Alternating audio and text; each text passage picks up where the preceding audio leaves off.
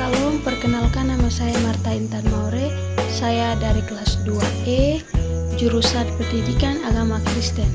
Di sini saya akan membahas tentang dua jurnal. Jurnal yang pertama berjudul Peran Orang Tua sebagai Motivator terhadap Motivasi Belajar Siswa pada Pendidikan Agama Kristen.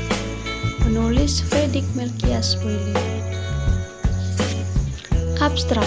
Tujuan penelitian ini adalah untuk mengetahui peran orang tua sebagai motivator terhadap motivasi belajar siswa pada pendidikan agama Kristen.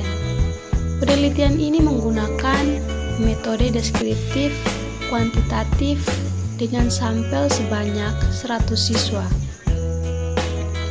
Kelas 10 SMA Kristen di Kota Manado. Data dikumpulkan melalui kuesioner yang dibagikan kepada siswa dan dianalisis dengan menggunakan teknik regresi sederhana. Hasil penelitian menunjukkan bahwa orang tua memainkan peran penting dalam memotivasi siswa dalam belajar pendidikan agama Kristen. Hasil analisis regresif menunjukkan bahwa terdapat hubungan positif yang signifikan antara dukungan motivasional yang diberikan oleh orang tua dan motivasi belajar siswa. Hal ini menunjukkan bahwa semakin tinggi dukungan motivasional yang diberikan oleh orang tua, semakin tinggi pula motivasi belajar siswa.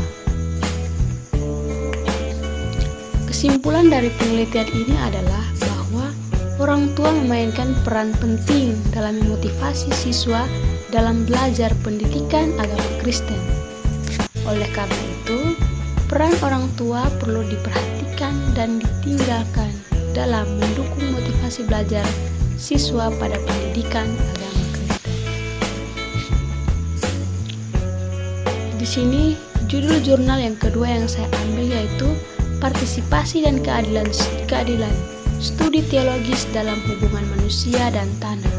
Penulis Radius Aditya Zonar. Jurnal ini membahas tentang partisipasi dan keadilan dalam hubungan manusia dan tanah dari perspektif teologi. Penulis ini menjelaskan bahwa manusia sebagai makhluk ciptaan Tuhan memiliki tanggung jawab moral terhadap tanah dan lingkungan.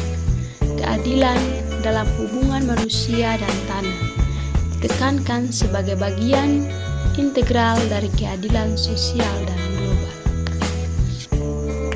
Penulis di sini juga menjelaskan bahwa partisipasi masyarakat dalam pengelolaan tanah dan sumber daya alam sangat penting dalam mencapai keadilan. Dalam konteks ini, partisipasi diartikan sebagai keterlibatan aktif masyarakat dalam proses pengambilan keputusan yang berkaitan dengan pengelolaan tanah dan sumber daya alam. Penulis juga menyoroti pentingnya menghargai pengetahuan lokal dan pengalaman masyarakat dalam pengelolaan tanah. Penulis juga membahas tentang isu-isu kontemporer yang terkait dengan hubungan manusia dan tanah, seperti kerusakan lingkungan, perubahan iklim, dan kelalaian.